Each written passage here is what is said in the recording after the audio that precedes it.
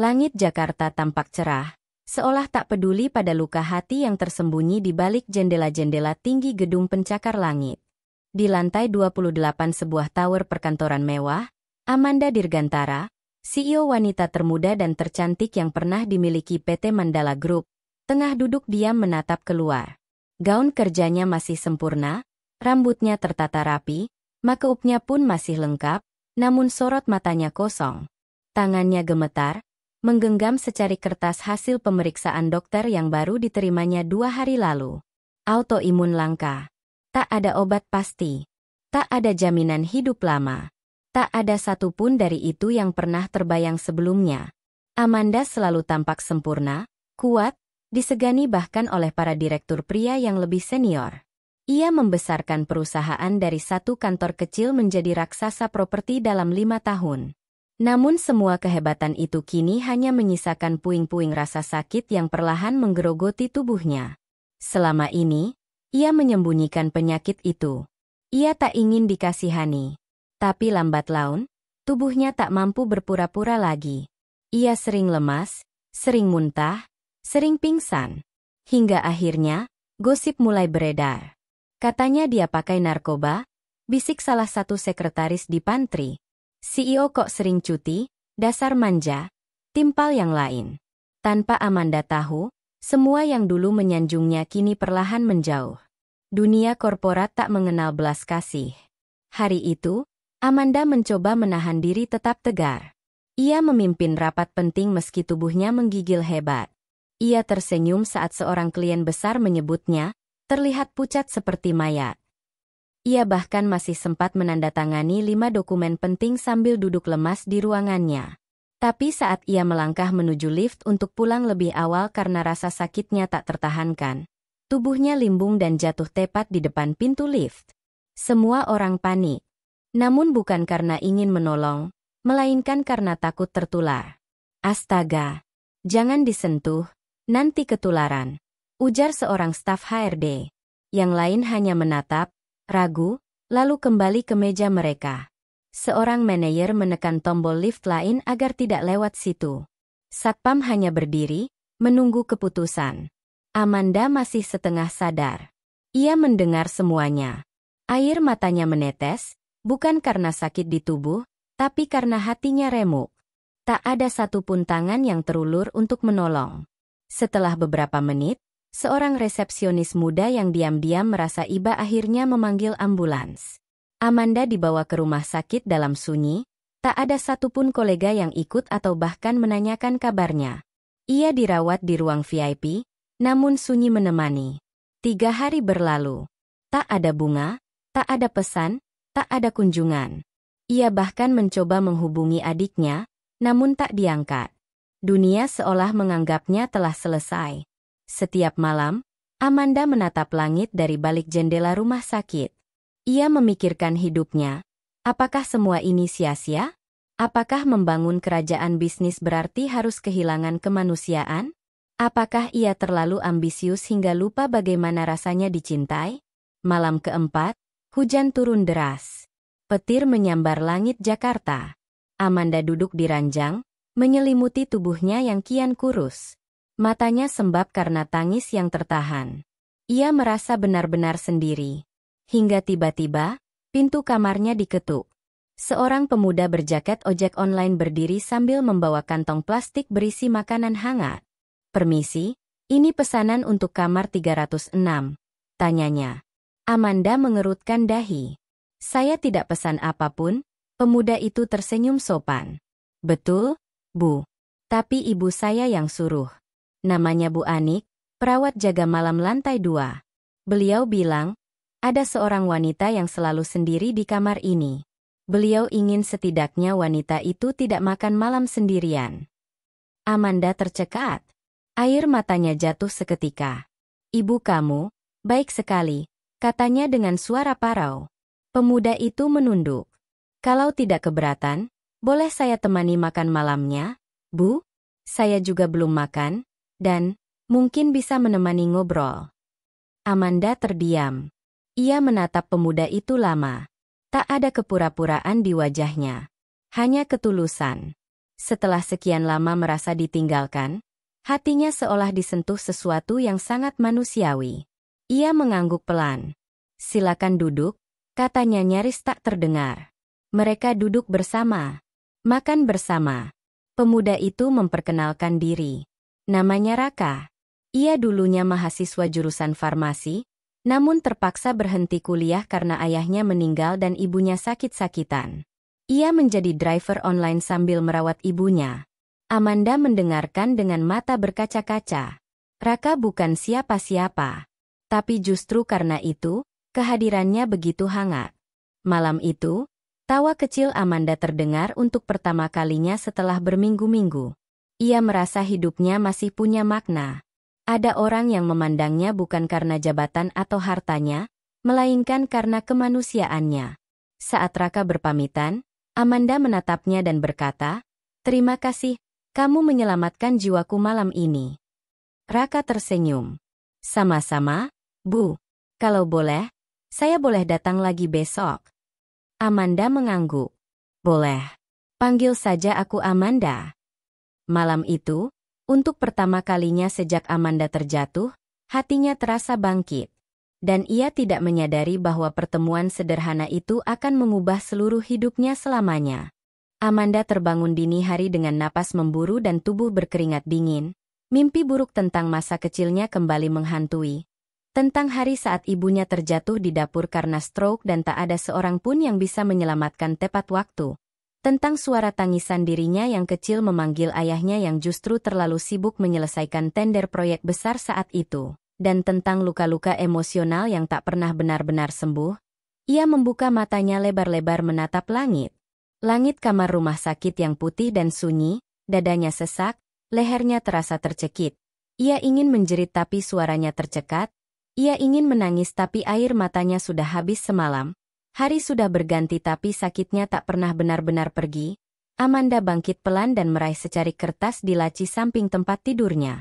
Surat hasil laboratorium dari dokter spesialis yang dengan dingin menyimpulkan bahwa sistem imunnya telah menyerang tubuhnya sendiri, bahwa pengobatan hanya bisa memperlambat bukan menyembuhkan, dan bahwa stres hanya akan mempercepat kehancuran itu.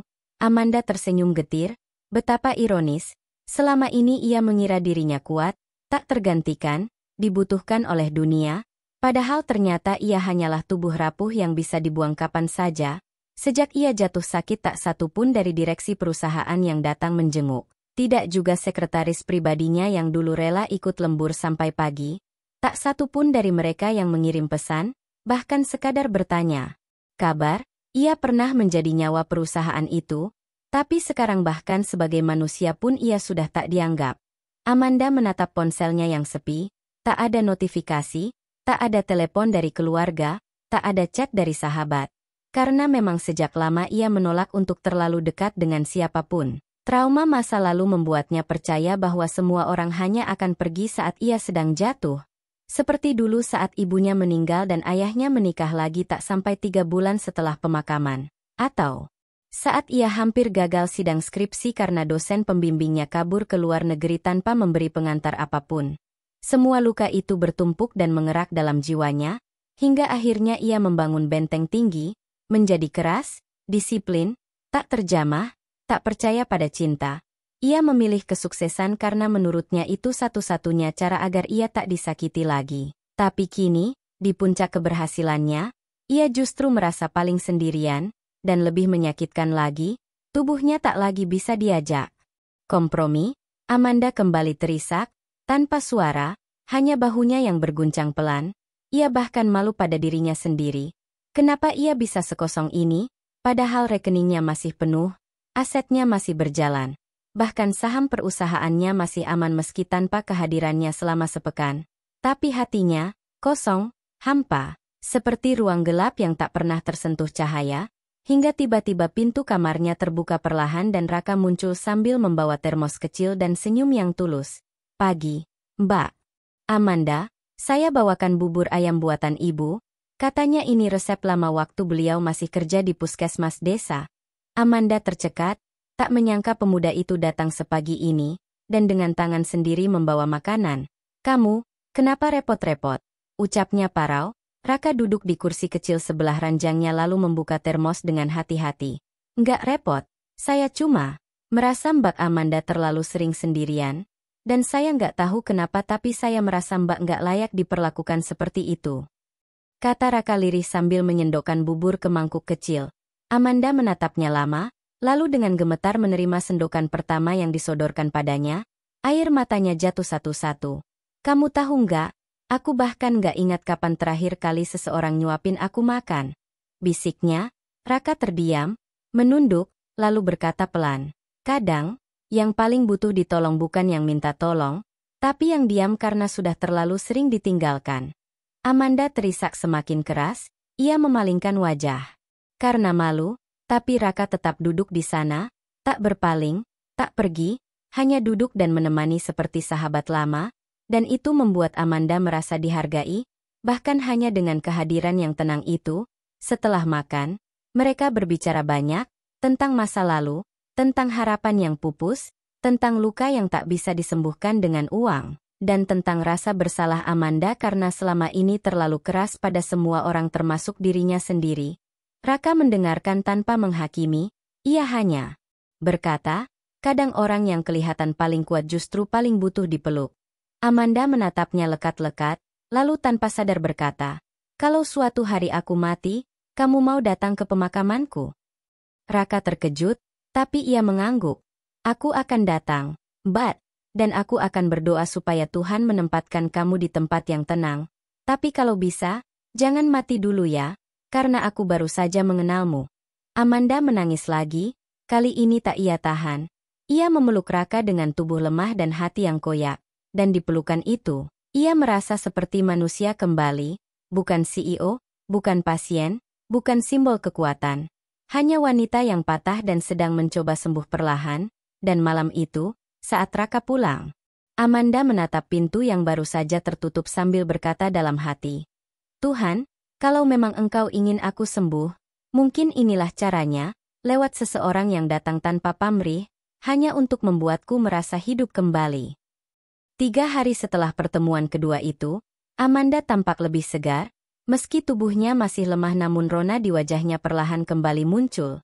Ia bahkan tersenyum saat perawat datang mengukur tekanan darahnya, dan untuk pertama kalinya sejak dirawat, ia meminta kaca untuk merapikan rambutnya. Raka datang setiap pagi dan sore, membawakan makanan atau sekadar duduk mendengarkan Amanda bercerita, hingga hubungan mereka mulai terasa akrab namun tetap dijaga dalam batas-batas yang sopan dan hangat. Amanda mulai terbuka, menceritakan bahwa ia pernah hampir menikah, namun calon suaminya pergi setelah tahu ia divonis mengidap penyakit kronis. Ia bahkan menunjukkan cincin pertunangan yang masih ia simpan diam-diam di dompetnya. Raka mendengarkan dengan mata berkaca. Tak pernah menyangka bahwa wanita sekuat dan sekaya itu ternyata pernah dihancurkan oleh rasa ditinggalkan. Namun semua kehangatan itu mulai berubah saat suatu malam, Raka tidak datang, tidak ada pesan, tidak ada kabar. Amanda resah, ia terus menatap layar ponselnya yang kosong, perasaan cemas menyesap hingga ke dada. Apakah Raka lelah? Apakah ia hanya pura-pura baik dan kini mulai menjauh seperti semua orang lainnya? Namun menjelang pukul 10 malam, pintu kamar Amanda diketuk keras, bukan Raka, melainkan seorang wanita tua berseragam perawat yang masuk dengan wajah cemas. Bu Amanda, maaf, ini penting, tolong ikut saya ke ruang UGD sebentar. Amanda terperanjat, tubuhnya lemas, tapi ia dipapah perlahan, hingga saat tiba di UGD, jantungnya seakan berhenti berdetak. Ia melihat Raka terbaring dengan darah di keningnya, luka di pelipis, dan baju ojeknya sobek di bagian bahu. Amanda menjerit, Raka! Ia mencoba berlari namun terjatuh, lalu menangis sambil merangkak mendekat. Ternyata sore tadi saat hendak mengantar makanan ke rumah sakit, Raka tertabrak motor saat menyelamatkan anak kecil yang menyeberang, dan sejak itu ia dibawa ke UGD dan belum sadar hingga malam tiba. Amanda duduk di sampingnya, menggenggam tangan pemuda itu erat-erat sambil berbisik, kamu jangan pergi, Raka, aku belum selesai menceritakan hidupku padamu. Aku belum sempat bilang kalau aku, ucapannya terputus oleh tangis, hingga akhirnya menjelang subuh. Raka membuka mata perlahan, Mbak Amanda, gumamnya pelan, dan Amanda langsung membenamkan wajahnya ke dada Raka sambil tertawa dan menangis bersamaan. Namun semua emosi itu seketika berubah menjadi dingin saat dokter datang membawa berkas. "Maaf, Bu Amanda, kami perlu izin Anda karena ada sesuatu yang harus kami konfirmasi. Anda tercatat sebagai wali Raka sejak ia masuk UGD, dan ini menyangkut informasi medis penting." Amanda bingung. "Saya wali? Siapa yang mencatat saya?" "Dia sendiri, Bu, sebelum pingsan." Hanya menyebut satu nama, "Amanda," dokter menjawab, dan Amanda hampir tak percaya. Namun saat dokter menyerahkan map berisi hasil pemeriksaan Raka, dunia Amanda seakan berhenti, matanya terpaku pada tulisan diagnosis. Tumor otak stadium awal, tangannya gemetar, napasnya tercekat. Ia menatap Raka yang kini kembali terlelap dengan selang infus di tangan. "Kamu juga sakit," bisiknya nyaris tak terdengar. Tak lama setelah itu, Bu Anik, ibu Raka, datang tergopoh dengan mata sembab. Ia menatap Amanda dengan sorot tajam namun penuh luka. "Bu Amanda, boleh saya bicara empat mata?" Amanda mengangguk lemah. Mereka keluar ke taman rumah sakit. Di bawah sinar lampu taman yang redup dan dingin, Bu Anik menatap Amanda lama sebelum akhirnya berkata, "Saya tahu siapa Anda. Saya tahu Anda adalah putri dari Pak Rendra Dirgantara." Amanda terperanjat. "Iya, betul, tapi kenapa?" Bu Anik menelan ludah, lalu berkata dengan suara gemetar, "Pak Rendra adalah orang yang membuat suami saya di penjara. Dia memfitnah suami saya mencuri uang proyek pembangunan rumah sakit. Padahal suami saya cuma teknisi biasa. Akibatnya suami saya mati dalam penjara, dan saya membesarkan Raka seorang diri. Saya bahkan nyaris bunuh diri karena malu dan sakit hati." Amanda membeku, otaknya sulit mencerna kenyataan itu. Tangannya mencengkeram kursi roda yang ia duduki. "Saya tidak tahu soal itu. Saya masih kecil saat ayah saya bekerja di proyek rumah sakit," ucap Amanda pelan. Bu Anik mengangguk. "Saya percaya kamu tidak tahu, tapi saya ingin kamu tahu bahwa saat pertama kali Raka bercerita tentang seorang wanita sakit yang cantik dan sendirian, saya tidak tahu kalau itu kamu. Kalau saya tahu, mungkin saya akan melarangnya." Amanda menangis dalam diam. Hatinya tercabik, rasa bersalah merambat cepat. Tapi Bu Anik menyentuh bahu Amanda dan berkata, "Tapi saya melihat perubahan pada anak. Saya sejak mengenal kamu, dia lebih semangat, lebih tertawa, lebih hidup, dan mungkin, ini semua bukan kebetulan. Mungkin Tuhan sedang menulis ulang kisah kita." Amanda menunduk, air matanya jatuh deras. Ia menggenggam tangan Bu Anik dan berkata, "Saya tidak tahu apakah saya pantas menerima kebaikan Raka dan Ibu, tapi kalau saya diberi kesempatan, saya ingin menebus semua yang pernah dilakukan keluarga saya." Malam itu langit Jakarta kembali diguyur hujan, namun kali ini tidak terasa dingin.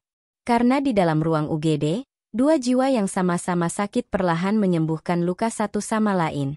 Tanpa mereka tahu, masa lalu yang kelam hanyalah awal dari perjalanan yang jauh lebih rumit dan penuh ujian. Karena cinta tidak selalu datang tanpa konsekuensi, dan kejujuran kadang lebih menyakitkan daripada kebohongan, dan malam itu Amanda sadar, hidupnya tak akan pernah sama lagi sejak pemuda itu datang, membawa luka, tapi juga harapan. Sudah 2 minggu Amanda tak pernah absen mengunjungi ruang perawatan Raka. Ia datang setiap pagi, membawakan sarapan, duduk menunggui hingga siang, dan kembali lagi malam hari untuk memastikan pemuda itu tertidur dengan nyaman. Hubungan mereka makin dekat, namun Amanda selalu menjaga jarak tertentu. Ia tahu dirinya bukan wanita biasa, dan Raka bukan lelaki sembarangan. Ia punya luka yang lebih dalam dari sekadar luka fisik. Namun pagi itu Amanda datang dengan raut wajah yang berbeda, penuh tekad, dan mata yang bersinar tegas. Raka yang baru saja selesai dicek perawat menatapnya dengan heran. "Ada apa, Mbak Amanda? Kok kelihatan serius banget?" Amanda menarik napas panjang, lalu duduk di tepi ranjang. "Aku sudah pikirkan ini sejak tahu hasil diagnosis kamu," katanya pelan. Raka menegang, tubuhnya kaku. Amanda melanjutkan, "Aku sudah bicara dengan dokter terbaik di Singapura. Mereka bersedia menanganimu dengan pengobatan lanjutan, operasi, dan terapi pasca operasi. Semua biayanya aku yang tanggung. Semuanya, termasuk ibumu bisa ikut tinggal di sana selama perawatanmu. Seketika wajah Raka berubah pucat. Mbak, aku nggak bisa terima itu. Aku nggak bisa. Amanda menatapnya tajam. Kenapa tidak? Aku ingin kamu sembuh. Raka, kamu berarti untukku. Lebih dari yang bisa aku ungkap dengan kata-kata. Suara Amanda mulai bergetar, namun Raka menggeleng keras. Aku nggak pantas. Mbak, aku bukan siapa-siapa. Aku bukan orang yang layak kamu tolong sejauh itu. Kamu nggak ngerti? Aku ini cuma pengantar makanan. Anak dari wanita yang pernah kehilangan segalanya karena keluarga kamu. Amanda menunduk, hatinya seperti diremuk. Aku tahu aku bawa luka besar dari masa lalu. Tapi kamu datang dalam hidupku bukan sebagai orang yang kutolong, tapi sebagai orang yang menyelamatkanku dari kehancuran batin. Raka, kamu datang saat semua orang pergi. Kamu melihat aku sebagai manusia, bukan sebagai CEO, bukan pasien, bukan penderita penyakit, tapi hanya sebagai aku. Amanda, tangis Amanda pecah, tapi Raka masih menggeleng. Itu justru alasannya, kamu terlalu baik, terlalu tinggi, terlalu sempurna, dan aku hanya orang yang kebetulan lewat. Kamu harus temukan seseorang yang setara, yang bisa mendampingi kamu berdiri di atas panggung. Bukan aku yang bahkan untuk menyambung hidup saja harus pakai aplikasi ojek. Amanda berdiri pelan, berjalan ke jendela, matanya sembab namun tajam menatap langit. Jadi, kamu tolak bantuanku karena kamu merasa rendah? Tanyanya. Lirih, Raka diam, lalu menjawab pelan. Bukan karena aku merasa rendah, tapi karena aku takut kamu akan menyesal nantinya. Amanda berbalik, dengan wajah penuh luka. Aku sudah terlalu sering menyesal. Raka, menyesal karena percaya orang-orang yang hanya hadir saat aku kuat, dan kamu satu-satunya orang yang hadir saat aku nyaris mati. Kalau kamu tinggalkan aku sekarang, itu lebih menyakitkan daripada ditinggal siapapun. Hening menguasai ruangan, hanya suara alat monitor yang berdetak stabil. Namun udara terasa penuh bara. Raka menunduk lama, lalu berkata, kalau kamu benar-benar ingin menolongku, biarkan aku berjuang dengan caraku. Biarkan aku tetap menjadi Raka yang kamu temui pertama kali, bukan Raka yang merasa berhutang seumur hidup. Amanda melangkah perlahan, duduk kembali, menggenggam tangan Raka. Baik, aku akan biarkan kamu putuskan caramu, tapi satu hal yang perlu kamu tahu, setiap hari sejak kamu datang ke hidupku, aku merasa seperti manusia kembali, dan aku akan tetap di sini, entah kamu izinkan atau tidak. Raka tak mampu membalas, hanya air matanya yang turun perlahan. Hari itu Amanda pulang dengan hati hancur tapi tekad yang makin besar, dan diam-diam, ia menghubungi tim pengacaranya. Ia meminta sebuah kontrak medis disiapkan, isinya donasi pribadi tanpa ikatan apapun, dan keesokan harinya ia kembali ke rumah sakit, membawa dokumen itu. Namun sesampainya di kamar Raka, yang ia temukan hanyalah ranjang kosong, alat medis sudah dilepas, dan hanya secarik kertas kecil di atas meja, bertuliskan tangan. Terima kasih untuk semua yang sudah kamu beri, Mbak Amanda. Tapi aku harus pergi. Aku ingin sembuh dengan caraku sendiri. Jangan cari aku. Jaga dirimu. Raka, Amanda terdiam lama, matanya kosong, tangan gemetar. Lalu kertas itu jatuh ke lantai, dan ia terduduk di lantai rumah sakit, menangis untuk pertama kalinya tanpa suara. Karena kehilangan kali ini, terasa jauh lebih dalam dari sekadar cinta yang ditolak.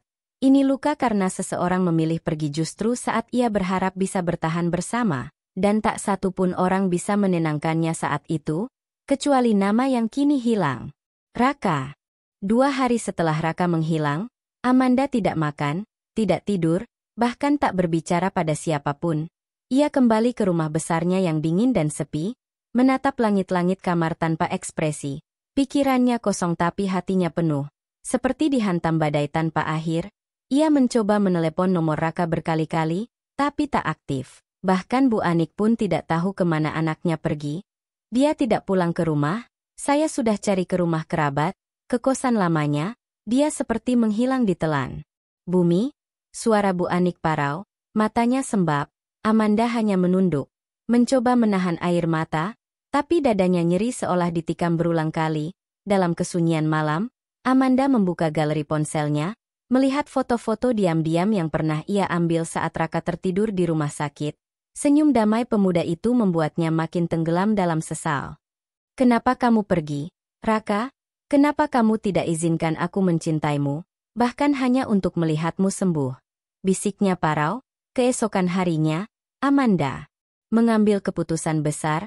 Ia mengundurkan diri sebagai CEO Mandala Group dan memberikan seluruh sahamnya kepada adik kandungnya di Italia. Semua bawahannya syok, tapi Amanda tak menjelaskan apapun. Ia hanya berkata satu kalimat sebelum meninggalkan ruang rapat terakhirnya. Karena ada yang lebih penting dari perusahaan ini, manusia. Setelah itu ia memulai pencariannya, menyewa detektif swasta, menyebar kabar ke rumah sakit daerah, bahkan turun langsung ke terminal dan stasiun. Menanyakan satu persatu sopir angkot dan tukang ojek apakah mereka pernah melihat seorang pemuda dengan luka di pelipis dan senyum yang menenangkan. Hari berganti minggu, Amanda berkali-kali jatuh sakit selama pencarian. Penyakitnya makin parah, tubuhnya makin ringkih. Namun semangatnya tak pernah redup.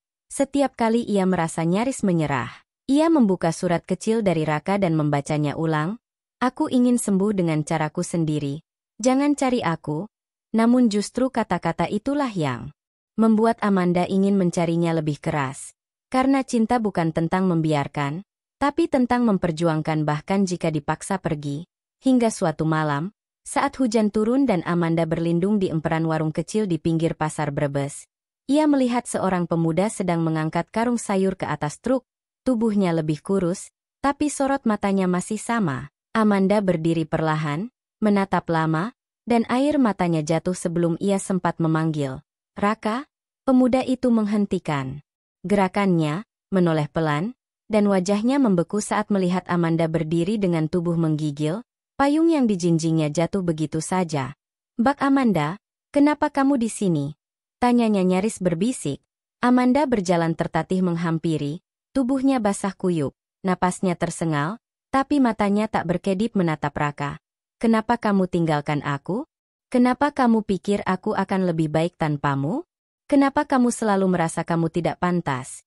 Suara Amanda meledak bersama tangisnya. Raka menunduk, karena aku takut menyakitimu. Bat, aku takut kalau aku mati, kamu akan lebih hancur. Aku nggak mau kamu kehilangan orang lagi. Amanda menggeleng keras. Kamu salah. Yang paling menyakitkan adalah saat kamu pergi tanpa aku tahu apakah kamu baik-baik saja atau tidak. Dan kalaupun kamu mati, aku ingin ada di sisimu sampai akhir. Raka terisak. Lututnya lemas. Ia berlutut di jalanan becek itu sambil menggenggam tangan Amanda yang gemetar. Aku nggak kuat lihat kamu seperti ini. Bat. Amanda berlutut di hadapannya. Wajah mereka sejajar. Hujan mengguyur keduanya tanpa ampun. Tapi saat itu tak ada rasa dingin. Yang ada hanya dua jiwa yang akhirnya saling mengakui luka dan cinta mereka. Ayo pulang. Aku punya rumah. Aku punya dokter. Dan aku punya cinta yang ingin aku bagi ke kamu. Raka. Bukan karena kasihan, tapi karena kamu pantas mendapatkannya. Raka menatap Amanda dengan mata basah, lalu mengangguk pelan.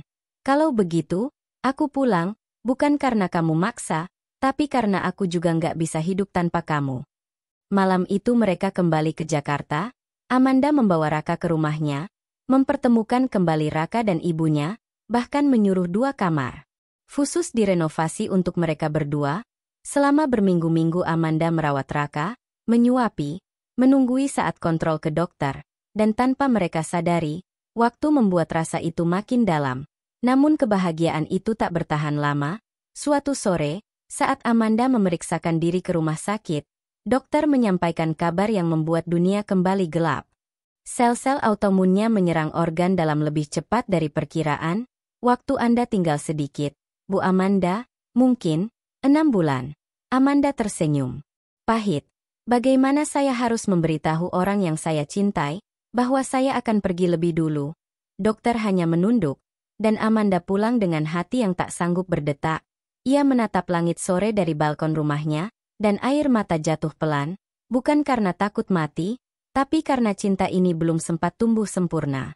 Dan ia harus menyaksikan ia layu dengan kedua matanya sendiri. Hari itu tiba lebih cepat dari yang disangka. Gedung utama Lestari Group yang dulu tampak megah kini direnovasi habis-habisan untuk menyambut grand relaunch yang akan diumumkan secara besar-besaran. Semua media nasional datang, dari televisi hingga kanal berita digital. Nama, Lestari, yang sempat dikira tenggelam dalam krisis dan sakitnya sang CEO, tiba-tiba kembali mencuat dengan citra baru yang lebih segar dan mengguncang dunia bisnis. Tapi bukan itu yang membuat publik bersorak. Bukan karena grafik saham yang melonjak, bukan pula karena investor asing yang kembali percaya. Melainkan karena satu cerita manusia yang menyentuh hati seluruh negeri. Tentang seorang wanita kuat yang jatuh. Dan tentang seorang pria sederhana yang mengangkatnya kembali. Karina berdiri di balik panggung bersama Andre. Wajahnya bersinar, bukan karena make-up mahal atau busana mewah, tapi karena ketenangan hati yang ia dapat setelah melewati badai panjang hidup. "Kamu siap?" tanya Andre, menggenggam tangannya erat. Karina mengangguk sambil menahan napas. "Kamu yakin masih mau tetap di belakang layar? Ini semua karena kamu, Andre." Pria itu hanya tersenyum dan menggeleng. "Semua orang harus tahu bahwa kamu yang bangkitkan dirimu sendiri. Aku cuma hadir saat orang lain pergi." Ketika Karina melangkah ke podium dan lampu-lampu sorot mengarah padanya, sejenak ruangan itu hening. Semua mata tertuju padanya, termasuk para mantan direksi yang dulu meninggalkannya, para investor yang sempat menjual saham mereka, dan para kerabat yang pernah mencemooh di belakangnya. Karina membuka lembar pidatonya, tapi mendadak ia menutupnya lagi.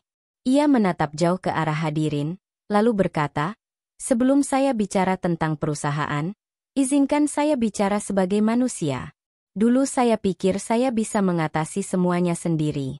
Jabatan, kekayaan, dan kejayaan membuat saya lupa bahwa saya tetap manusia yang bisa sakit, bisa rapuh, dan bisa merasa sepi." Ia menarik napas dalam. "Saat saya jatuh, nyaris semua orang menjauh. Bahkan sebagian keluarga dan sahabat tak lagi mengangkat telepon. Tapi saat saya merasa benar-benar sendirian dan tak ada harapan, Tuhan mengirimkan seseorang. Dia bukan dari kalangan bisnis, bukan pengusaha, bukan orang berpengaruh. Tapi dia satu-satunya yang hadir ketika semua pintu tertutup." Seketika layar di belakang menampilkan foto Andre sedang merawat Karina di rumah kecil sederhana. Ruangan penuh haru. Beberapa orang menunduk. Sebagian meneteskan air mata. Karina menatap Andre yang berdiri di samping layar. "Hari ini, saya ingin memperkenalkan kepada dunia, pria yang bukan hanya menyelamatkan hidup saya, tapi juga membuat saya percaya bahwa cinta tulus itu nyata, bahkan tanpa harta, tanpa nama besar. Temui Andre, sahabat dan pendamping hidup saya." Andre spontan berdiri. Sorak tepuk tangan menggema. Mata Karina berkaca-kaca. Ia tak bisa lagi menyembunyikan perasaannya. Di dunia bisnis kita sering lupa bahwa manusia bukan angka. Kita ukur sukses dengan grafik dan statistik. Tapi hari ini, saya ingin semua tahu, kesuksesan sejati adalah saat kau tetap manusia bahkan ketika kau bisa jadi raksasa. Setelah pidato itu, Andre dan Karina berjalan turun dari panggung. Para wartawan berebut mengambil gambar. Semua ingin tahu kisah cinta CEO cantik dengan pemuda sederhana. Tapi tak ada yang tahu betapa panjang luka di balik senyum mereka, betapa berat harga dari sebuah ketulusan. Setahun kemudian, Karina dan Andre membuka yayasan bernama Langkah Kembali, membantu para pasien kritis yang tidak mampu dan sering diabaikan. Mereka membiayai pengobatan, menyediakan perawatan, dan bahkan mempekerjakan para relawan dari kalangan muda yang ingin belajar merawat tanpa pamrih. "Karena aku pernah tahu rasanya diabaikan saat tubuhmu lemah, saat kau bukan siapa-siapa lagi," ujar Karina suatu waktu di wawancara televisi. Andre hanya duduk di sampingnya, menggenggam tangannya erat seperti malam itu saat ia menangis tanpa suara di pojok kamar kosan kecilnya. Mereka tak pernah memamerkan kemewahan. Bahkan Karina lebih sering memakai pakaian sederhana, hanya sesekali mengenakan busana formal saat rapat perusahaan. Karena ternyata kebahagiaan bukan soal merek, tapi soal siapa yang memelukmu saat kau tak sanggup berdiri, katanya dalam sebuah seminar inspirasi. Dan hari-hari mereka terus berjalan. Tidak lagi diwarnai gelapnya ruangan rumah sakit atau dinginnya ruang kantor yang kosong. Tapi dengan tawa anak-anak di yayasan, dengan pelukan pasien yang sembuh, dan dengan cinta yang tumbuh dari luka yang tak semua orang bisa lihat. "Kalau aku tak sakit, Mungkin aku tak akan tahu arti hidup, bisik Karina suatu malam ketika mereka duduk berdua di beranda rumah kecil yang kini mereka tinggali bersama. Andre tersenyum. Dan kalau aku tak nekat datang malam itu ke rumah kosong itu, mungkin aku tak pernah tahu bahwa CEO bisa juga menangis dan butuh peluk. Mereka tertawa. Tapi dari mata mereka, hanya Tuhan tahu bahwa cinta mereka bukan cinta biasa. Cinta itu dilahirkan dari rasa sakit, dipelihara dengan ketulusan, dan ditumbuhkan dengan pengorbanan. Sebuah cinta yang, di mata dunia, adalah kisah paling tak masuk akal, tapi justru karena itulah, kisah ini mengubah segalanya. Dan di setiap seminar, di setiap sesi motivasi, Karina selalu menutup pidatonya dengan kalimat yang membuat semua hadirin diam sejenak. Jangan pernah remehkan kehadiranmu di hidup orang lain, karena saat semua pergi, satu hati yang tulus bisa jadi penentu hidup dan matinya seseorang. Seperti Andre untukku.